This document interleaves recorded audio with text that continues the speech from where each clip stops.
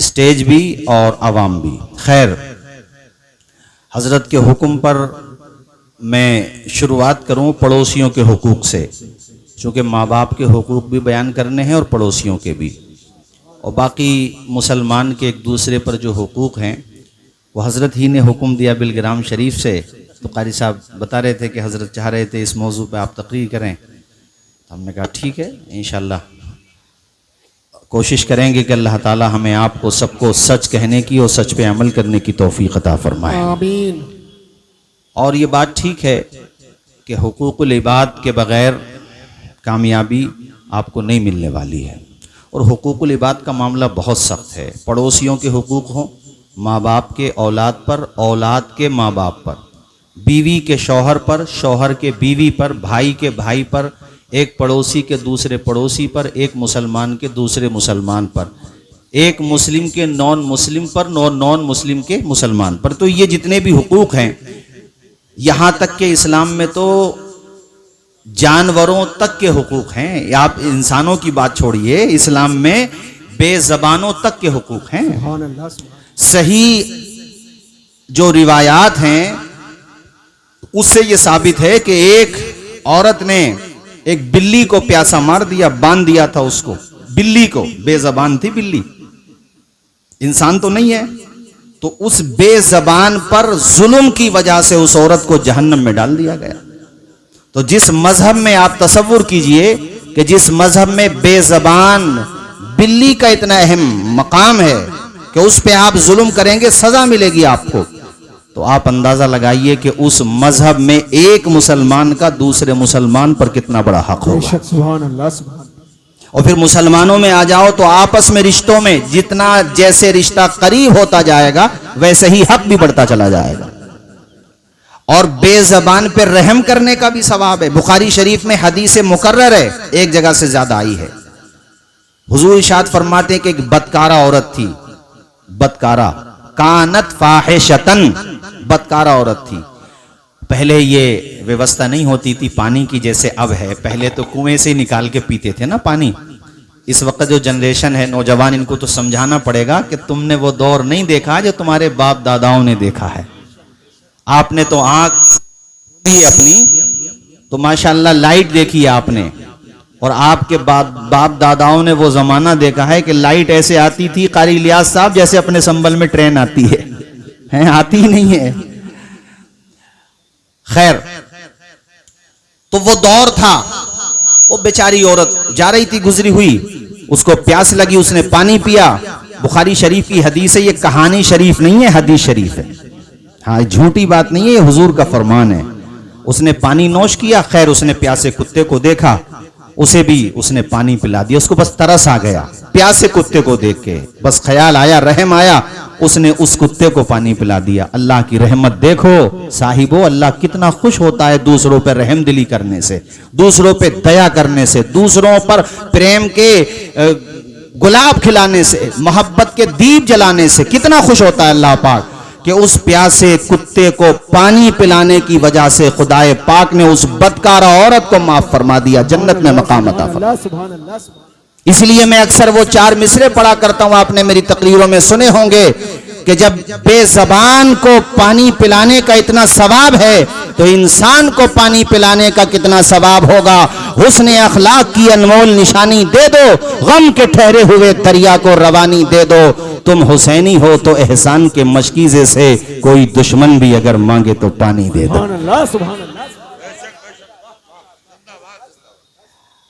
अभी मुझे शायद आप लोगों ने सोशल मीडिया पे देखा होगा, हमारे संबल के ऑनरेबल डीएम साहब ने, राजेंद्र पेंसिया जी, और हमारे एसपी साहब ने, के बिश्नोई जी ने एक प्रोग्राम में मुझे बुलाया। मुझसे कहा कि हज़रत हम ये चाहते हैं कि आप बताइए इस्लाम औरतों के बारे में क्या कहता है। तो मैंने उस अवसर पे भी ये बात बताई थी। मैंने कहा इस्लाम सिर्फ इंसानों की बात नहीं करता, और जहां तक बात औरतों की है तो खुदा की कसम इस्लाम वो मजहब है। ये तो सिर्फ नारे दिए जाते हैं, बेटी बचाओ, बेटी पढ़ाओ। मेरे पैगंबर तो वो हैं कि जिनका नसब ही अल्लाह पाक ने बेटी फातिमा जहरा से चलाया है। अल्लाह ताला ने दुनिया को बता दिया कि बेटियों को जमीन में गाड़ने वालों, बेटियों को जिंदा दरगोर करने वालों, होश के नाखून लो। अगर बेटियां हकीर होती, कमतर होती, तो मेरी सबसे अजीम चहीते, मेरे पसंदीदा, मेरे महबूब, महबूबों के महबूब इमामुल मुरसलीन, जिनके सदक़े में मैंने कुल कायनात को बनाया है, उसकी संतान में बेटी से नहीं चलाता। मेरे खुदा ने दुनिया को बता दिया कि चमकता रहता है दिल का जहान बेटी से, जमाने भर की बड़ी शान बेटी से। जरूरी तो नहीं बेटों से नाम रोशन हो, मेरे नबी का चला खानदान बेटी से। इतना प्यारा मजहब है हमारा। जोर से बोलो इस्लाम। क्या मजहब है हमारा? जोर से बोलो, ऊंचा बोलो, क्या मजहब है? मुफ्ती साहब किबला तशरीफ फरमा है। मैंने बताया ना, ये बेहतरीन अदीब भी हैं। ये मदारिस से फारिगीन को पढ़ाते हैं। जो तलबा फारिग हैं इदारों से, यानी फारिग होकर के आते हैं, तो वहाँ तखस्सुस करते हैं इनके, वहाँ जाकर माशाल्लाह उन्हें पढ़ाते हैं। बाकी हमारे उलमा आप देख रहे हैं जम्मे गफीर है। सुनो, हमारे वहाँ ये किताबों में पढ़ाया जाता है कि तुम अगर नहर पर भी वुजू कर रहे हो, वहां पे पानी का चश्मा जारी है, पानी जारी है, वहां पर भी जरूरत से ज्यादा पानी इस्तेमाल न करो, पानी का इसराफ न करो। तो ये जो मस्जिदों में या मदरसों में या और जगहों पे आजकल टंकियां लगी हुई हैं, इसको खोल के छोड़ न दिया करो। पानी की अहमियत रागिस्तान वालों से पूछो, जो रेगिस्तानी इलाकों में रहते हैं, उनसे पूछो जिन्हें पानी नहीं मिल रहा कि पानी की एक बूंद कितनी कीमती होती है। इसलिए कभी भी पानी को जाये न करो। मैं कहा करता हूं कि जिस मजहब में जरूरत से ज्यादा पानी बहाने की इजाजत नहीं है मौलाना आमिल साहब, उस मजहब में किसी बेगुनाह का खून बहाने की इजाजत कैसे हो सकती है? इसीलिए वेलकम सीलमपुर, जाफराबाद, दिल्ली के विभिन्न हिस्सों से आने वाले मेरे तमाम तालीम याफ्ता हजरात, बुजुर्गों, दोस्तों, नौजवान साथियों, डंके की चोट पर स्वामी शंकराचार्य लक्ष्मी जी ने मुंबई की सरजमीन पर 25 से 30 हजार की भरी सभा में कहा था। वो झूठ बोलते हैं जो ये कहते हैं कि इस्लाम आतंकवाद का दर्ज देता है। इस्लाम तो वो है कि न गोला, न बारूद, न बम से, इस्लाम तो फैला है मोहम्मद के करम से। सुभान अल्लाह, सुभान अल्लाह, सुभान अल्लाह, नारे तकबीर, नारे रिसालत, उलमाए अहले सुन्नत, सुभान अल्लाह, सुभान अल्लाह। इस्लाम तो इतना प्यारा मजहब है। हुकूक की बात आई, कारी इलियास साहब ने जहन बनाया। मैंने पहले ही कहा था कारी साहब से कि भाई कम से कम 60 मिनट तो जरूर देना, ताकि मैं अपनी बात कह सकूं। मुफ्ती साहब हमारे माशाल्लाह अजीजुल कद्र मेरे बड़े भाई, वैसे ये मुझे बड़ा मानते हैं, इनकी शफकत है।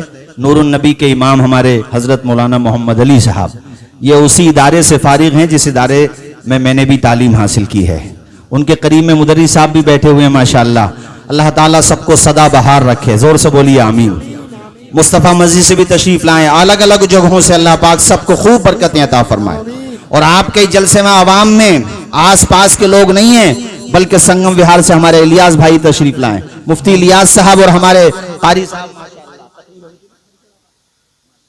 जब हम बहुत छोटे थे तो हम अपने कारी साहब की तकरीरें सुना करते थे माशाल्लाह। अल्लाह ताला हमारे हजरत मौलाना मुशर्रफ साहब, यहाँ तो खुतबा भी इतने हैं कि फजर की अजान हो जाएगी मगर फहरिस खत्म नहीं होगी अगर सबका नंबर लगाया जाए। अल्हम्दुलिल्लाह, जोर से बोलिए अल्हम्दुलिल्लाह।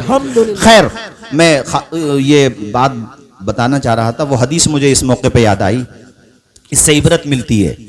अल्लाह पाक अमल की तौफीक अता फरमाए, आमीन। पड़ोसियों के हुकूक भी बताऊंगा, माँ बाप के भी, जो हजरत ने हुक्म दिया है, मगर मैं पहले थोड़ी तमहीद बांधूं ताकि आपको पता चले कि हुकूक की अहमियत कितनी बड़ी होती है। आज हम यूं ही इग्नोर कर देते हैं। अखलाक इतने बिगड़ गए हमारे और आपके, पूछो मत बस। ये हदीस सुनो, हुजूर ने इरशाद फरमाया सहाबा से, सहाबा ये बताओ तुम में सबसे ज्यादा, अल्फाज ये हैं कि ये बताओ सहाबा सबसे बड़ा मुफलिस कौन है।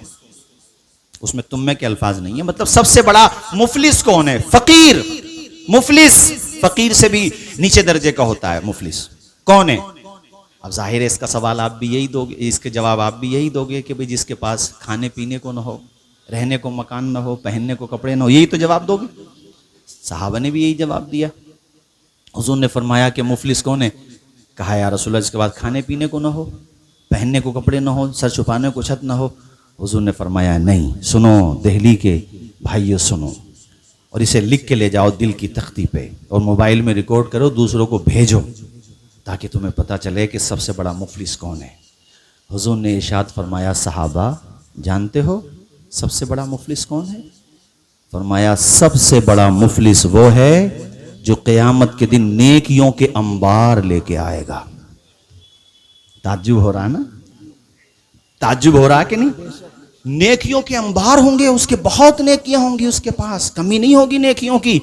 हैरत से देखने लगे सहाबा, या रसूल अल्लाह नेकियों के अंबार फिर भी वो मुफलिस? हुजूर ने फरमाया, बात यह है कि वो अपने साथ नेकियां तो लाएगा मगर दूसरों के हुकूक भी लेकर के आएगा। किसी का दिल दुखाया होगा, किसी को बेवजह तकलीफ पहुंचाई होगी, किसी को नाहक गाली दी होगी, अजियत पहुंचाई होगी, किसी का हक मारा होगा, किसी की पैसे मार लिए होंगे, किसी को उसने उसका हक मार के दिल दुखाया होगा। सहाबा हैरत से हुजूर को देख रहे हैं। हुजूर ने फरमाया, तो वो जितने भी साहिबाने हुकूक हैं ना, जिनके दुनिया में उसने हुकूक मारे, जिसको उसने दुनिया में तकलीफ पहुंचाई, कहने लगे हुजूर सहाबा वो सब अल्लाह की बारगाह में अपना मुकद्दमा पेश करेंगे। तसव्वुर करो, सोचो। इसलिए मैं कहा करता हूं, मजलूम बन के रह लो, जालिम न बनो। दब जाओ, दबाओ मत। किसी की जमीन पे तुम डाका न डालो। कोई तुम्हारी जमीन पे डाल रहा, कोई बात नहीं है, वहां मिलेगा। जैसे एक जुमला बोलते हैं ना, देर है अंधेर नहीं है, समझाने के लिए बोला जाता है सिर्फ, वरना अंधेर वहां, वरना देर भी नहीं है। बस आपको इंतजार नहीं हो रहा है। जिस फसल में टाइम ज्यादा लगता है ना, उसके गुलाब भी उतने ही अच्छे खिलते हैं, याद रखिएगा आप। तो ये मत सोचा करें आप, ये जो आज काली काली बदलियां छा रही हैं, ये छटेंगी नहीं। अरे उससे ज्यादा भयानक दौर तो नमरूद के दौर में देख लिया अहले हक वालों ने, फिरौन के दौर में देख लिया, कारून के दौर में देख लिया। इसलिए एक मिसरा पढ़ा जाता है, ऐसी भी कोई शाम है जिसकी सहर ना हो। तो कभी कभी टाइम लगता है मगर रिजल्ट मिलेगा। भरोसा रखो, हम और आप कमजोर हैं मगर पैदा करने वाला खुदा कमजोर, ऊंचा बोलिए, पैदा करने वाला खुदा कमजोर। तो वो जितने भी अहले हक होंगे, जिनके हुकूक इस पे बनते होंगे, जो नेकियों का अंबार लेकर के आया, वो सब पकड़ लेंगे इसे। और वो जो कहेंगे उसका मतलब ये होगा, वो दुनिया थी जहां खुले नहीं दी थी ज़बां मेरी, ये महशर है यहां सुनना पड़ेगी दास्तां मेरी, यहां सुनना पड़ेगी दास्तां मेरी।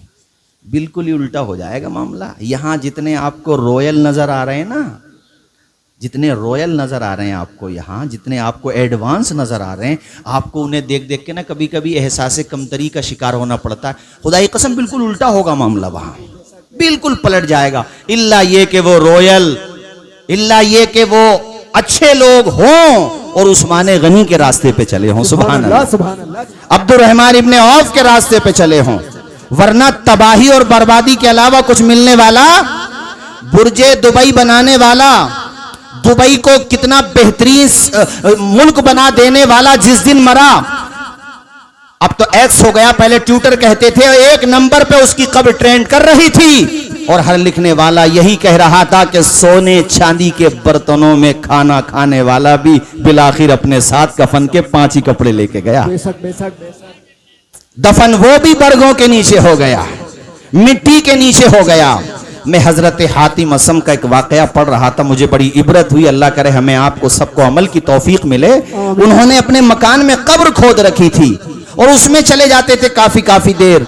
पूछते थे घर वाले, ऐसा क्यों करते हैं? कहा, जब भी मेरा दिल सख्त होता है और मेरे दिल में कोई मनफी ख्याल आता, फौरन कब्र में चला जाता हूं और अपने नफ्स से कहता हूं, बता इसमें रहना है तुझे, अब बता कैसा लग रहा है यहां आने के बाद? अभी जिंदा है तब नहीं रुका जा रहा है, तो बाद वफात के बारे में सोच। कहते कब्र में आता हूं फौरन मेरा जहन सही हो जाता है। अब वो कमजोर लोग, वो दबे कुचले लोग, जिन्हें दुनिया में उनका हक नहीं मिला, जिन्हें सताया गया, दबाया गया, मारा गया, पीटा गया, वो क़यामत के दिन पकड़ लेंगे और वो कहेंगे जो मैंने अभी बताया था, वो दुनिया थी जहां खुलने नहीं दी थी ज़बां मेरी, ये महशर है यहां सुनना पड़ेगी दास्तां मेरी। और मुकदमा किसकी बारगाह में पेश है? अहकमुल हाकिमीन। जोर से बोलो अहकमुल, ऊंचा बोलो अहकमुल। मैं जो बोल रहा हूं वो आप भी बोलिएगा। हाकिम वही है, बस मालिक भी वही है, खालिक भी वही है। बेशक ऐलान कर देगा वो कयामत के दिन, इनिल हुक्मु इल्ला लिल्लाह।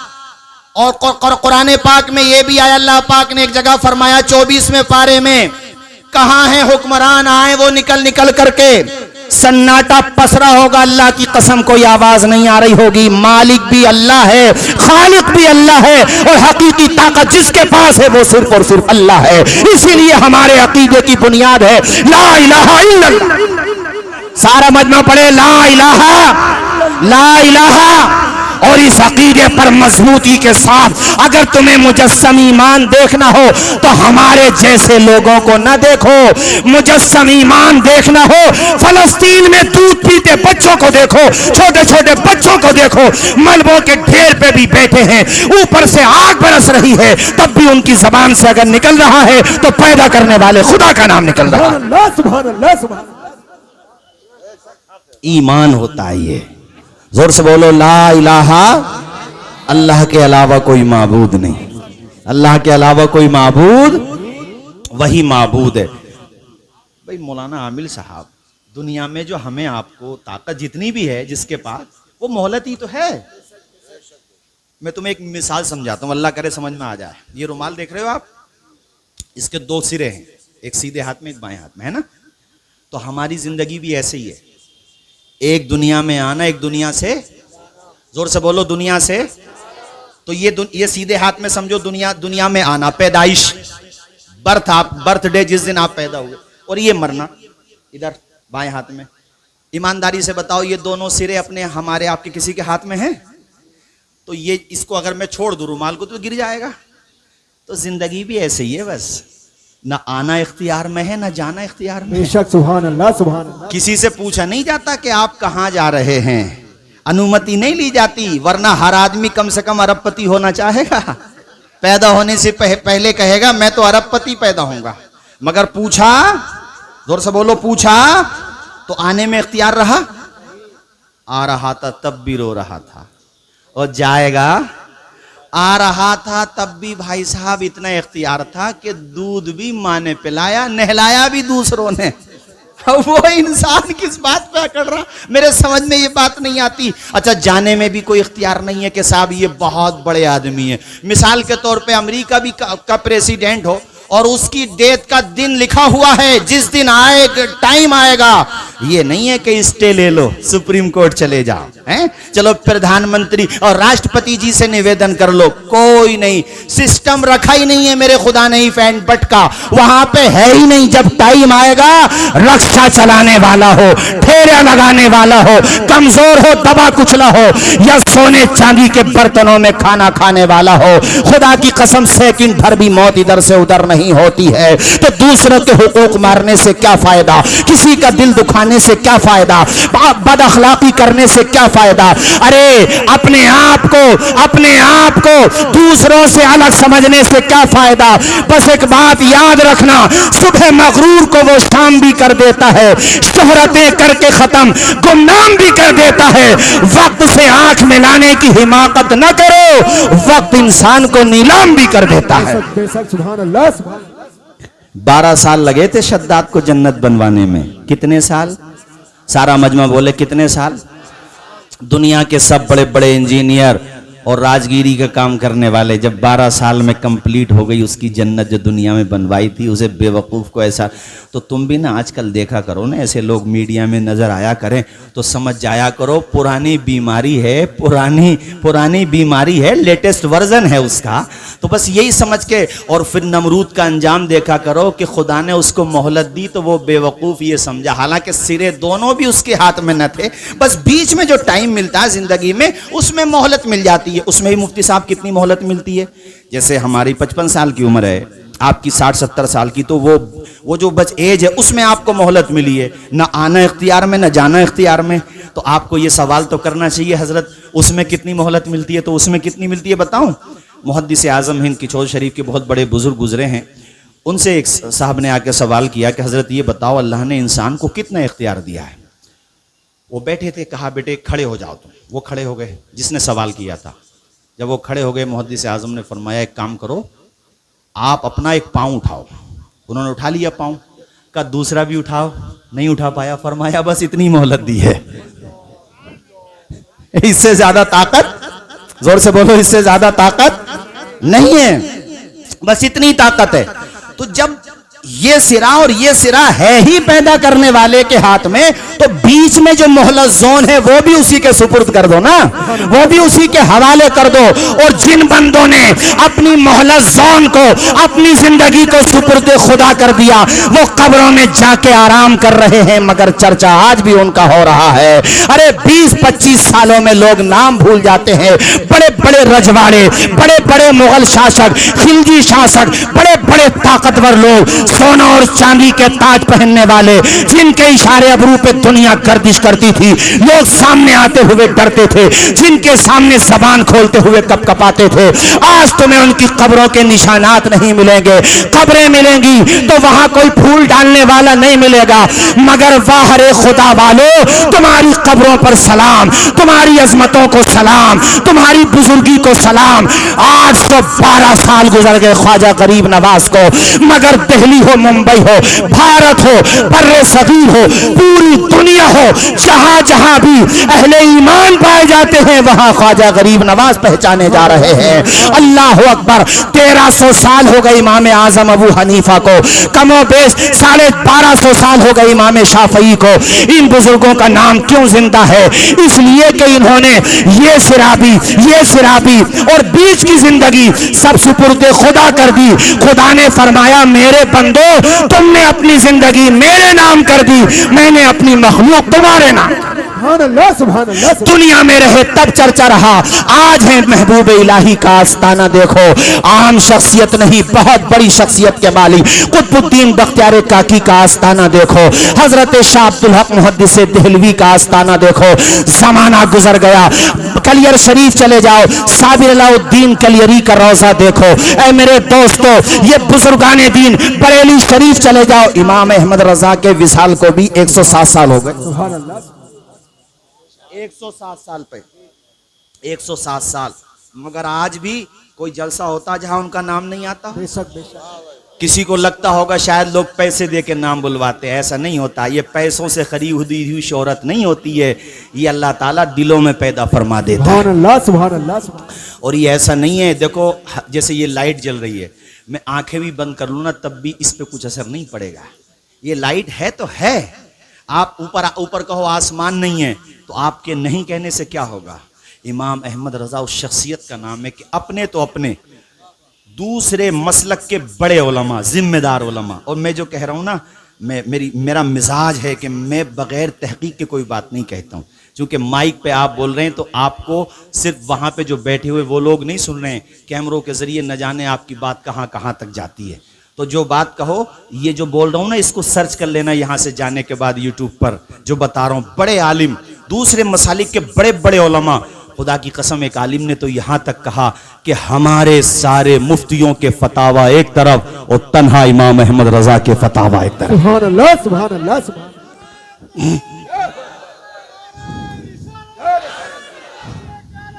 जिंदाबाद। अल्लाहु अकबर।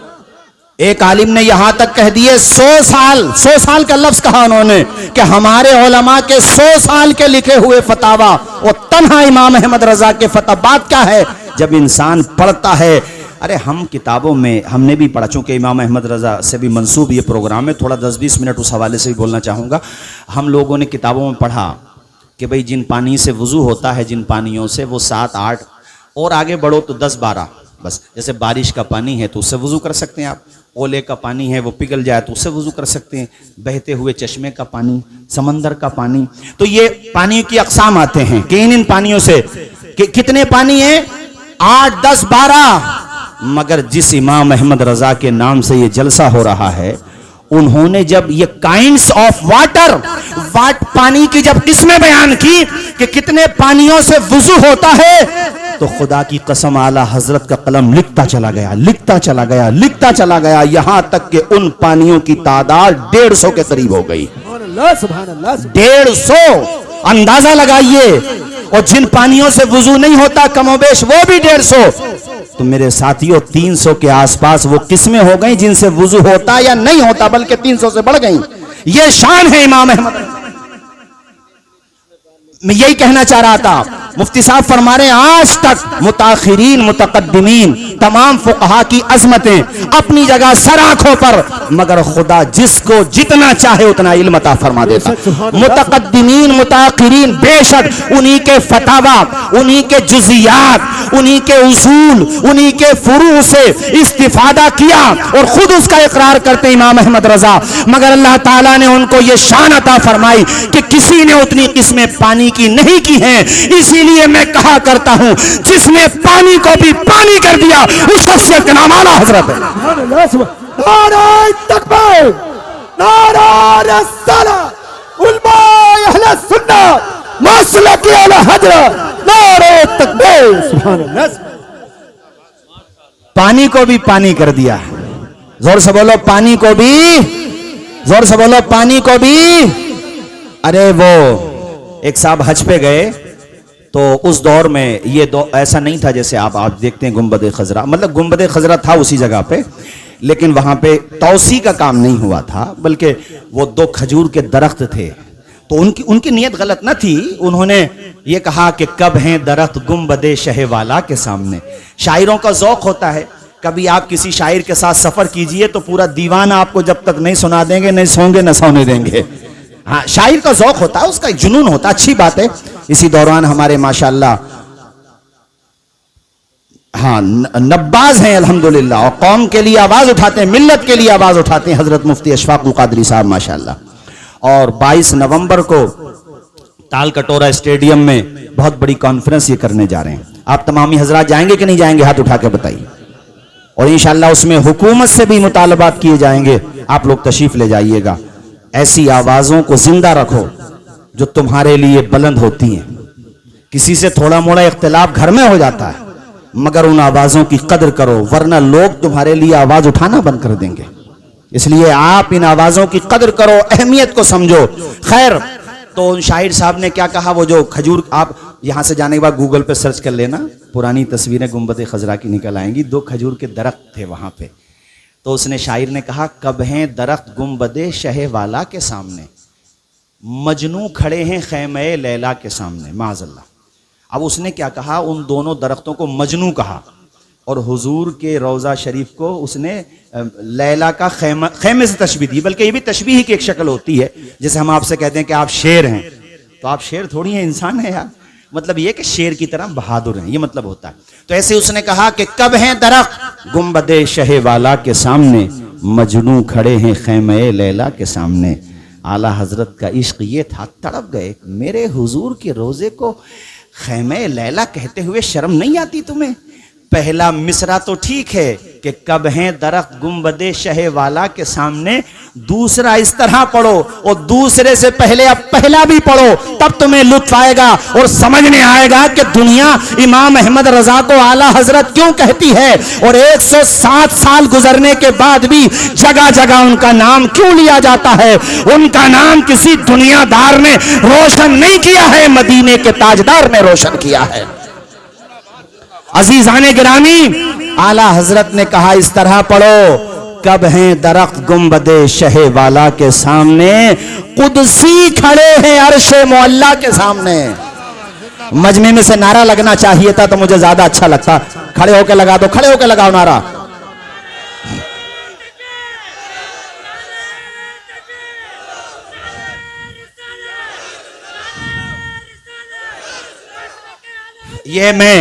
ये जो बोल रहा हूं ये मैंने सोचा नहीं था, मगर माशाल्लाह माहौल ऐसा बना के जहन में आती चली गई बातें। एक बात और, एक शायर साहब, मैं नाम नहीं लेता सबकी, बहरहाल मैं उनकी अजमतों के हवाले से कोई पसो पेश के नहीं कह रहा हूं, बस ठीक है, इंसान है, गलती कर जाता है। एक साहब आए, उन्होंने कहा कि इमाम अहमद रजा हम कुछ लिख कर के लाए, सुन लीजिए। अब उन्होंने जब सुनाना शुरू किया तो उसमें एक मिसरा था, 2 मिसरे हो तो उसको एक शेर बोलते हैं। तो वो ये था कि शान यूसुफ भी, यानी वो हजरत यूसुफ अलैहिस्सलाम की शान को किस तरीके से बयान कर रहा। कहता यूसुफ अलैहिस्सलाम की शान बहुत बड़ी है, मगर उसने क्या जुमला कहा, शान यूसुफ भी घटी तो इसी दर से घटी, हुजूर के लिए कहा। आला हजरत ने कहा नहीं, गलत, किसी नबी की तौहीन करने से थोड़ी नहीं हमारे नबी की आजमत बढ़ेगी। सबकी अजमतें अपनी जगह। वो खामोश हो गए। आला हजरत ने कहा इसको ऐसे करो, शान यूसुफ भी बड़ी तो इसी दर से बड़ी। कमाल है यार, शान यूसुफ घटी नहीं, घटाओ मत, हम सबका अदब करते हैं। वो ईसाई हैं जो मूसा अलैहिस्सलाम को गालियां देते हैं, वो यहूदी हैं जो हजरत ईसा अलैहिस्सलाम को गालियां देते हैं, और हम प्यारे नबी के उम्मती हैं जो हर नबी की अजमत को मानते हैं। हम सबको सलाम करते हैं, हम सबसे प्यार करते हैं। वो उसका मकसद ये था कि उनकी शान बहुत बड़ी है, मगर हुजूर के दर पे आई तो घट गई। आला हजरत ने कहा घटी नहीं, शान यूसुफ भी बड़ी तो इसी दर से बड़ी। ये है आला हजरत, इसलिए जमाना इनको सलाम करता है। अरे अल्लामा शामी जैसा अपने दौर का नाबग़े रोजगार फकीह बेबदल, जिसने सैकड़ों जुज़ियात दिए, आज भी कोई सेमिनार ऐसा नहीं, आज भी कोई फिक़ही महफिल ऐसी नहीं जहां अल्लामा शामी से इस्तिफादा न किया जाता हो।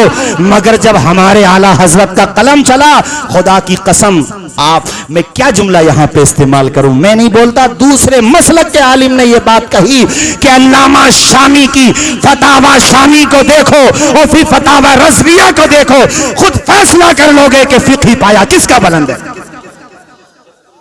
जद्दुल मुमतार मेरे उस्ताद गिरामी हजरत मोहम्मद अहमद मिसबाही, अल्लामा मोहम्मद अहमद मिसबाही साहब क़िबला ने पूरी किताब लिखी है इमाम अहमद रज़ा जद्दुल मुमतार के आईने में। उसमें कई मिसालें भी दी। मिसालें देने का टाइम नहीं है, बात बीच में आई तो मैंने आपको बताया था। बात कहां से निकली कि जिन्होंने अपनी जिंदगी, जो मोहलत जोन मैंने लफ्ज बोला था, मोहलत जोन, आपको टाइम मिल रहा, वो सुपुर्दे खुदा कर दी, वो दुनिया से चले गए।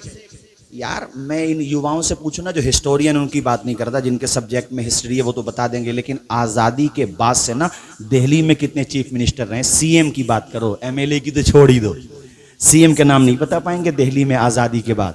शीला दीक्षित जी तक तो बता देंगे, और जो ज्यादा भाई सियासत में उनकी बात नहीं करता, दिल्ली में नहीं बता पाओगे।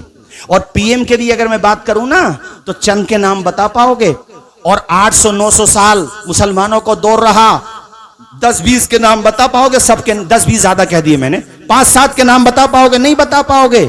यार उनके पास सल्तनतें थी भाई, सिक्के चलते थे उनके नाम के, लोग कांपते थे उनके नाम से, नाम खत्म हो गए, मगर गरीब नवाज का नाम आज भी जिंदा है। 812 साल हो गए। अलाउद्दीन कलियरी का नाम आज भी जिंदा है। मखदूम सिन्नानी का नाम आज भी जिंदा है। ताजुल फहुल बदायूनी का नाम आज भी जिंदा है। हजरत महबूब इलाही का नाम, जोर से बोलो, जिंदा है। महबूब इलाही का नाम, हजरत कुतुबुल मदार का नाम आज भी जिंदा है। इमाम अहमद रजा का नाम आज भी जिंदा है। ए दिल्ली के खजूर मुसलमानों, वजह क्या है? ताकतो सरवत वाले, सल्तनत वाले, तख्तो ताज वाले मिट्टी में जाकर पेबंदे खाक हो गए। अल्लाह वालों का नाम आज भी क्यों जिंदा है? जवाब सुनो, दामने मुस्तफा से जो लिपटा यगाना हो गया, जिसके हुजूर हो गए उसका जमाना हो गया।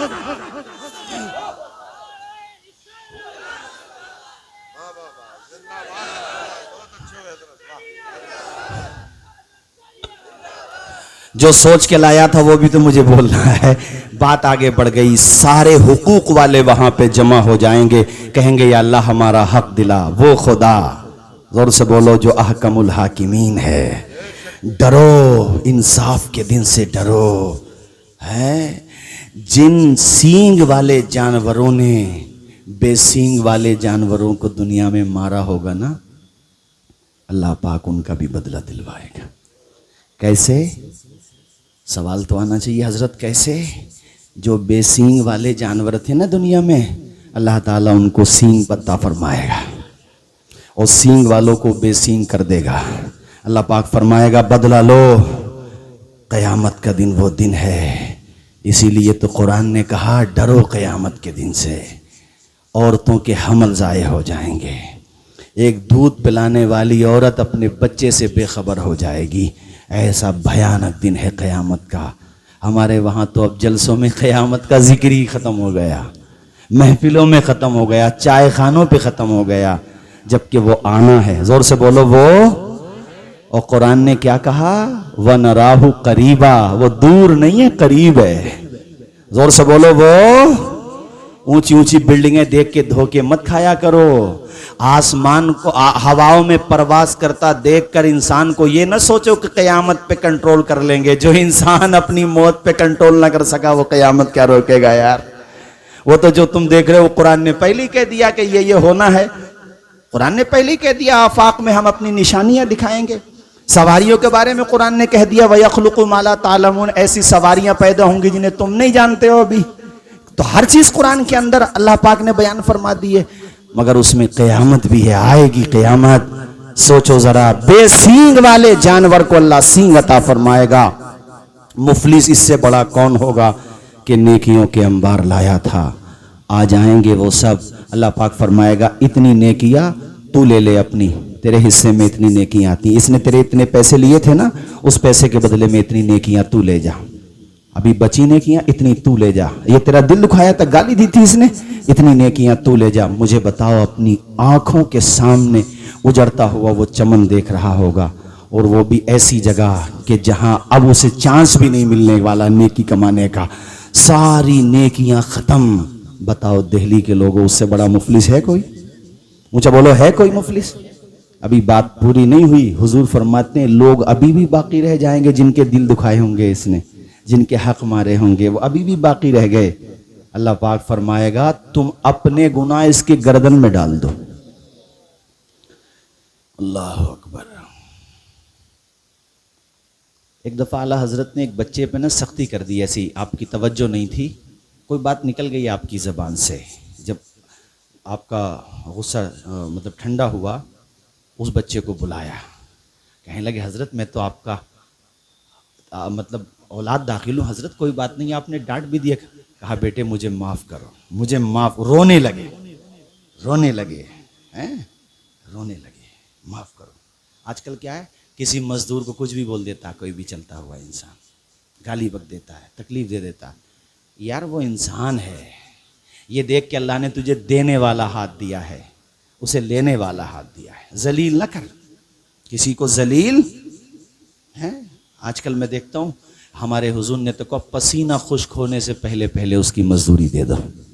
तुम लोग कारखाने चलाते हो, अल्लाह तुम्हें खूब दे, खूब फलो फूलो। ज़कात देते हो माशाल्लाह, नहीं देते हो तो दिया करो, लेकिन अपने कारखाने में काम करने वाले किसी कमज़ोर दबे कुचले को कभी हिकारत की नज़र से न देखना, कभी भी मत देखना, क्योंकि तुम्हारे लिए पिलर हैं ये। अगर ये मेहनत करना बंद कर दें, तुम हाथ पे हाथ रख के बैठोगे तो दुनियावी नुकसान है, और अगर ये दिल से बद्दुआ दे दें आखिरत के भी नहीं रहोगे, ये उखरवी नुकसान है तुम्हारा। ये ना हो कि तुम्हारे सारे खर्चे चल रहे हैं और ये तुम्हारे वहां पे काम कर रहे हैं तो तुम्हारे पड़ोसी भी हैं। अब जोर से बोलो, ये तुम्हारे, बल्कि तुम्हारे कारखाने से चले जाएं ना तो जिंदगी भर तुम्हें याद करें, यार वो बहुत भले इंसान थे भाई। वेलकम में उनका कारखाना था सीलमपुर में, बहुत भले थे भाई, कभी जरूरत पड़ी मना ही नहीं किया, पेमेंट हैंड टू हैंड देते थे। तारीफ करें तुम्हारी, पड़ोसी की तारीफ हो ना तो कीमत बढ़ जाती है। जैसे अब्दुल्ला इब्न मुबारक के पड़ोस में एक यहूदी रहता था, वो मकान बेचने लगा, ग्राहक आ गए तो उसने मकान की डबल कीमत ली। जैसे मिसाल के तौर पे यहां इस इलाके में कोई फ्लैट हो 25 लाख का, उसने 50 लाख मांगे। उसने कहा यार 25 लाख का वो पड़ोस में बिका है, तू 50 मांगता है। एकदम मैं समझाने के लिए कह रहा हूं, उसने जो कीमत मांगी डबल। तो वो यहूदी था, यहूदी ने कहा 25 लाख तो ले रहा हूं मकान के और 25 लाख ले रहा हूं अब्दुल्ला इब्ने मुबारक के पड़ोस के।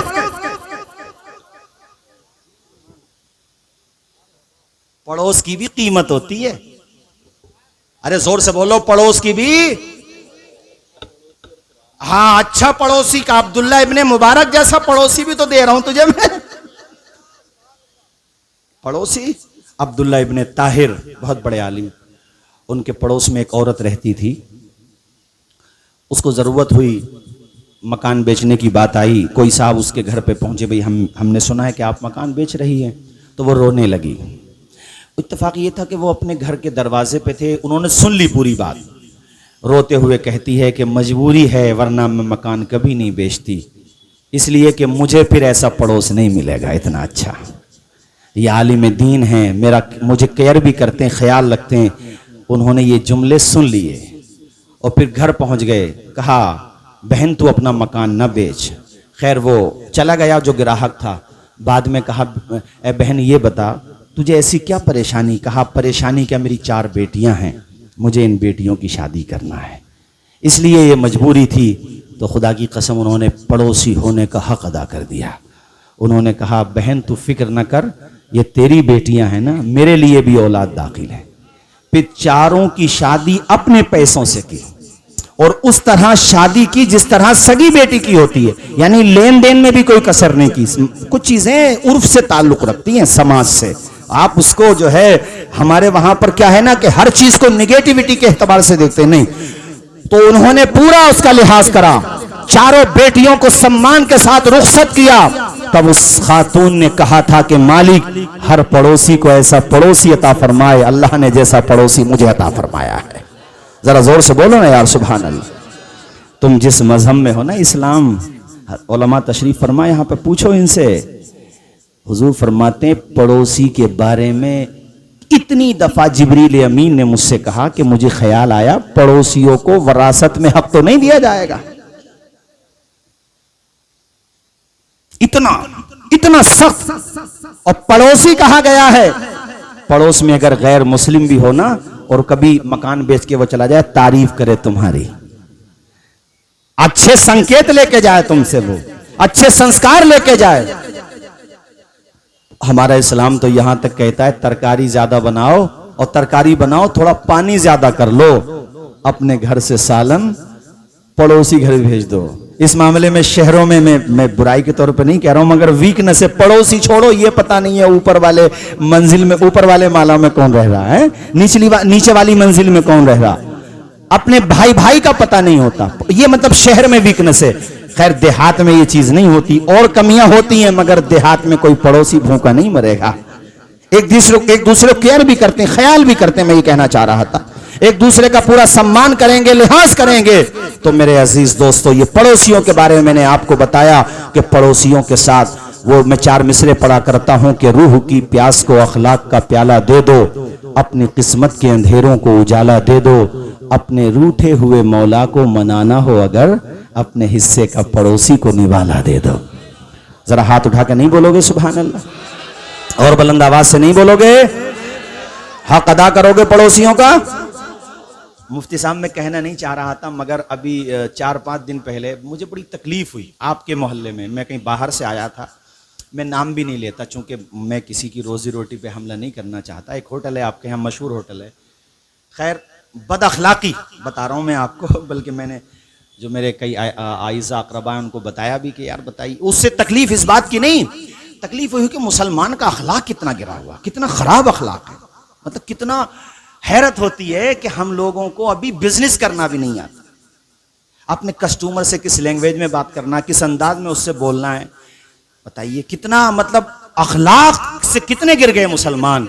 अरे यार तुम तो वो थे कि यही जामा मस्जिद की सीढ़ियां थीं, किसी अंग्रेज का ब्रीफ केस, बड़ा पर्स रहा होगा जहां तक मेरा ख्याल है, चूंकि जैसे वाकई में है तो उससे बड़ा पर्स ही रहा होगा, वो ब्रीफ केस टाइप से रहा होगा। अच्छी रकम थी और मांगने वाला फकीर था बेचारा, गरीब आदमी, उसके हाथ लग गया। वो उसने आवाज़ दी मगर भीड़ भाड़ में वो निकल गया अंग्रेज। आना हुआ एक टाइम के बाद उसका, कहा साहब वो आपका, उसने पहचान लिया, कहा वो आपका जो पर्स है, ब्रीफ केस है, वो हमारे पास है। ले गए। वो झोंपड़ी देखता था, कभी इनको देखता था कि कितने बुलंद अखलाक हैं, और फिर उसने कहा कि मैं इस पर्स को खोल के देखना चाहता हूँ। पर्स खोल के देखा तो अंग्रेज ने कहा तुमने तो इसको चेक भी नहीं किया इसमें कितना पैसा रखा हुआ था, चाहते तो तुम्हारी जिंदगी बन जाती इन पैसों से। उस फकीर ने कहा था माली एतबार से बेशक हम गरीब हैं, मगर खुदा ने हमें दिल बहुत बड़ा दिया है। हम मोहम्मद अरबी के गुलाम हैं, हम प्यारे नबी, बोलो सारे लोग सल्लल्लाहु अलैहि वसल्लम, सारे लोग पढ़ो सल्लल्लाहु अलैहि वसल्लम, उनके गुलाम हैं हम भूखे रह जाते मगर इसे खोल के नहीं देखते। तो उस अंग्रेज ने उस मौके पर यह बात कही थी कि जब दिल्ली में रहने वाले एक अदना से गुलाम की शान ये है, तो नबियों के इमाम मोहम्मद अरबी की शान क्या होगी। तो अपने आका के सिर्फ नारे नहीं लगाना, हमें नारे तो लगाना ही है मगर किरदार भी अपनाना है, हमें अपना अखलाक भी अच्छा करना है। उनकी जाम जम आंखें शीशे बदन है मेरा, बदन मेरा उनकी बंद मोटी में है, सारा बागपन है मेरा। आशिक़े नबी हूँ मैं, वारिसे अली हूँ मैं, अरे वारिसे अली हूँ मैला हो न पाएगा, जोर से बोलो, मैला हो न पाएगा, हश्र तक कफन है मेरा। हाथ उठा के पढ़ो, मैला हो न पाएगा, हश्र तक अज़गन भी मेरी है, खीते चमन मेरा, अरे खीते चमन मेरा, मैं गुलाम ख्वाजा हूँ, जोर से, मैं गुलाम ख्वाजा हूँ, हिंद है वतन है मेरा, वतन मेरा, मैं गुलाम ख्वाजा हूँ, हिंद है। आखिर में जो बात कही थी उसका एक हिस्सा बाकी है, मौलाना मोहम्मद अली साहब क़िबला, और वो मुकम्मल करके फिर तकरीर ख़त्म करता हूँ।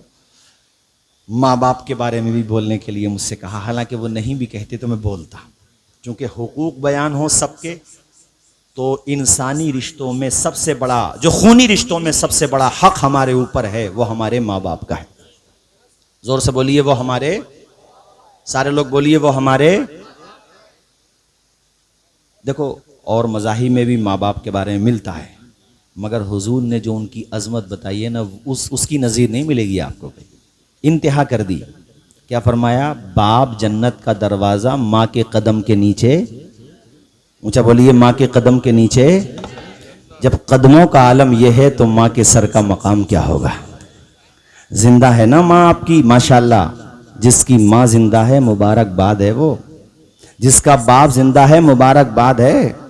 अभी तजर्बे की बात बता दूं मैं आपको, एक साहब मुझसे कहने लगे, हमारे इलाके के पास में एक विलेज है, कहने लगे, हज़रत वो तकरीर सुनी मैंने आपकी, और भी उलमा की सुनता रहता हूँ, माँ बाप बहुत नाराज़ हैं, राज़ी कैसे करूँ उन्हें, राज़ी नहीं होते मुझसे। उन्होंने कहा, हमने कहा यार तुम माँ बाप को राज़ी करना भी नहीं जानते, वो भी हमें बताना पड़ेगा। कहा हज़रत मुंह फेर लेते हैं अब्बा भी और हमारी अम्मा भी। उसने अम्मा कहा, वो जहाँ का रहने वाला, उधर की लैंग्वेज ऐसी है, अम्मा भी और अब्बा भी।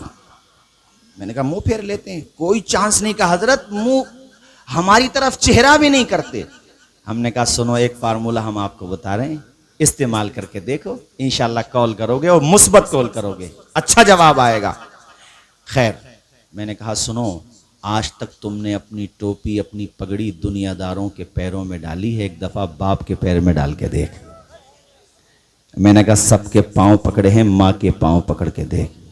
यार उसका फ़ोन आया मेरे पास, कहा अब्बा को तो 5-6 मिनट लगे राज़ी करने में हज़रत, पाँव पकड़ लिए। और मैंने उससे ये भी कहा था, कह देना अब्बा या तो आज मार ही दो फिर जान से, या फिर माफ़ करो। जब तुम माफ़ नहीं करते तो फिर रहने का मतलब क्या है। कहते पाँव पकड़े, अब्बा को 5-7 मिनट में मैंने मना लिया और अब्बा भी बिलक बिलक के रोने लगे। मैंने यही कहा जो आपने मुझे बताया था। मैंने कहा फिर माँ का क्या रहा। कहा हज़रत माँ के तो पाँव ही पकड़े, माँ ने कलेजे से चिमटा लिया। जोर से बोलो, माँ ने कलेजे से चिमटा लिया और कहा बेटे ना मैं तुझसे कल नाराज थी, ना मैं तुझसे आज नाराज हूं, बस बात यह है कि तू तल्ख जुमले ना बोला कर, तू सख्त जुमले ना बोला कर। कुर्बानी याद करो साहिबो माँ बाप की। जब प्रेग्नेंट थी तुम्हारी माँ और डिलीवरी का टाइम आया था ना, वो पीरियड ऐसा होता, वो वक्त ऐसा होता, वो टाइम ऐसा होता है। यहाँ उलमाए किराम का नूरानी काफिला जलवाबार है, पूछिए इनसे, ये बताएंगे आपको कि बवक्त विलादत जिस औरत की मौत हो जाती है, अल्लाह ताला उसको शहादत का दर्जा अता फरमाता। कैसी तकलीफ होती होगी माँ को, कैसा दर्द होता होगा माँ को। लेकिन वो उसने तेरे रुखसार को देखा, गुलाबी होठों को देखा, उसने तेरी कोशादा पेशानी को देखा, उसने तेरी नरगिसी होठों को देखा, तेरी आंखों को देखा। माँ अपनी तकलीफ भी भूल जाती है। जोर से बोलो, जरा ऊंचा बोलो, ये माँ होती है यार।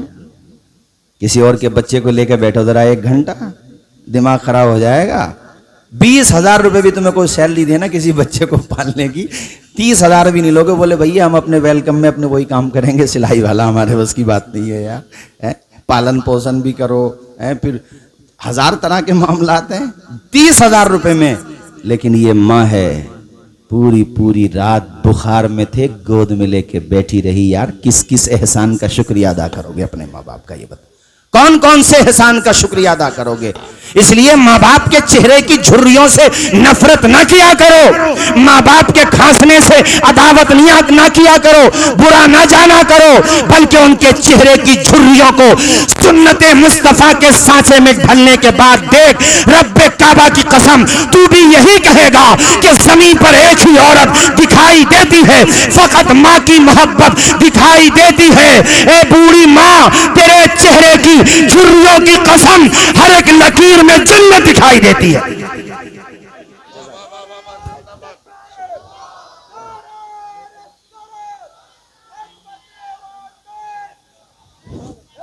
शाद हाँ तुम तो बोलते रहेंगे, हमें तो 2 घंटा बुलवाओ। हाँ नहीं, हमारा तो मिजाज है अल्हम्दुलिल्लाह। ये हमारे कैसर खाली साहब बैठे हैं, जिस वक्त से तकरीर शुरू हुई है अब तक बाद सुबह में शुरुआत मानते हैं, इसको 3-3 घंटा भी बोलना पड़ता है।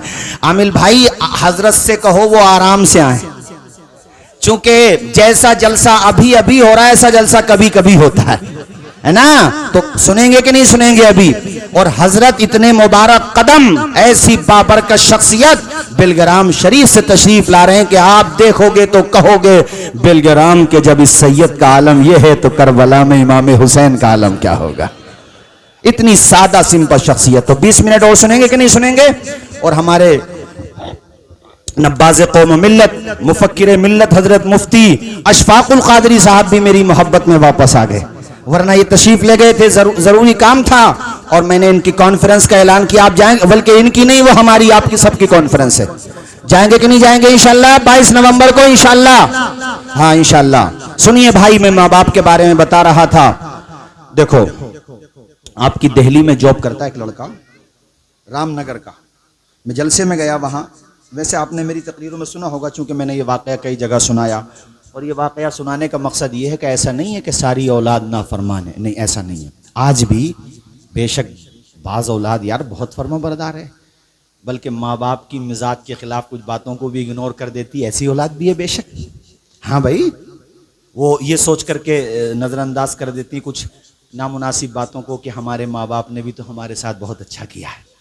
और वैसे बुढ़ापे को ना कुरान ने ख़ास तौर पे इसीलिए कोट किया है कि बुढ़ापे में माँ बाप का जहन बच्चों जैसा हो जाता है। आप कहोगे ना अब्बा तुम्हें बाहर नहीं सोना, तो ऊपर वाली छत पे जाके सोएंगे फिर। हाँ तो बुरा मत मानो। तुमने कह दिया अब्बा ठंडा पानी नहीं पीना, तो फिर तो वो फ्रिज का पानी पिएंगे, क्योंकि उनका मिजाज बच्चों जैसा हो जाता है। तो उन पे गुस्से में मत भरो, प्यार से समझाओ, उन्हें मोहब्बत से समझाओ। तो वो जलसे के बाद मौलाना आमिर साहब किबला वो घर बुला के ले गए। कहने लगे हजरत तुम माँ बाप का जिक्र कर रहे थे, तो मैंने सोचा कि टाइम मिलेगा तो मैं इन्हें अपने बेटे के बारे में बताऊंगा। चाय बनने लगी, तब तक कहने लगे हमारा बेटा हजरत दिल्ली में जॉब करता। उन्होंने इतना शानदार वाकया बताया कि मैं तकरीरों में सुनाता हूँ इसको, ताकि लोग इससे इबरत हासिल करें और हमारे जवानों को इससे सबक मिले। कहने लगे हजरत दिल्ली से जब भी आएगा, और दिल्ली में भी रोजाना कई मरतबा कॉल करेगा, अब्बा ये काम कर लूं, अब्बा ये काम कर लूं। मैं झुंझला जाता हूं, गुस्से में भर जाता हूं, तो पलट के हंसते हुए कहता अब्बा तुम्हारा गुस्सा भी मैं सुनने के लिए फोन करता हूं, और तुम्हें फोन इसलिए करता हूं कि मेरा काम मेरे तजर्बे से बढ़े ना बढ़े, मगर माँ बाप की दुआओं से जरूर बढ़ जाएगा। अब तो ईमानदारी से बताना भाई जवानों, जो यहां संभल, रामपुर, अलग अलग जगहों से या मेरठ, जहां जहां से भी तुम लोग हो, यहां पर जवानों, तुमने कब से बात नहीं की अपने माँ बाप से? पूछूंगा नहीं, खुद सोचो। 1 महीना हो गया होगा बास को, 8 दिन हो गए होंगे, और किससे बातें करते हो तुम? बताओ मैं, किससे करते हो? हम लोग 4 बजे जाएं, 5 बजे जाएं वापस प्रोग्राम में, गाड़ी में हम देखते हैं 4 बजे, 5 बजे, 6 बजे मुसलमानों की बस्ती आएगी ना, 4-5 मजनू रोड के किनारे पे जरूर मिलेंगे, मोबाइल कान पे लगा हुआ होगा, कब्रिस्तान की बाउंड्री हो तो कब्रिस्तान की बाउंड्री पर, और साहब आपके वो स्कूल की बाउंड्री हो स्कूल की बाउंड्री पर, तालाब की बाउंड्री हो तालाब, यानी पूरा गांव सो रहा होगा और ये कान पे मोबाइल लगाए हुए। स्टाइल ऐसा होगा जैसे अनिल अंबानी ने पावर प्लांट लगाने का टोका महोदय को दे रखा है।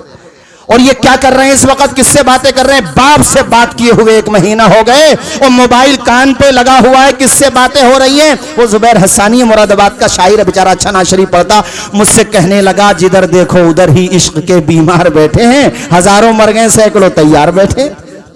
उसने मुझे बताया, ओ जवानों टाइम अपने माँ बाप को दिया करो, 10-20 मिनट रोजाना बात कर लो, उनका दिल बड़ा हो जाएगा। ऊंचा बोलो, उनका तुझे दुआएं देंगे, तेरी मिसाल देंगे, जैसे ये रामनगर का बाप हमारे सामने मिसाल दे रहा था। कहने लगे अब्बा रोजाना, अब्बा पूछेगा अब्बा बताओ ये काम कर लूं, ये नहीं करूं, ये किया मैंने, ये नहीं किया।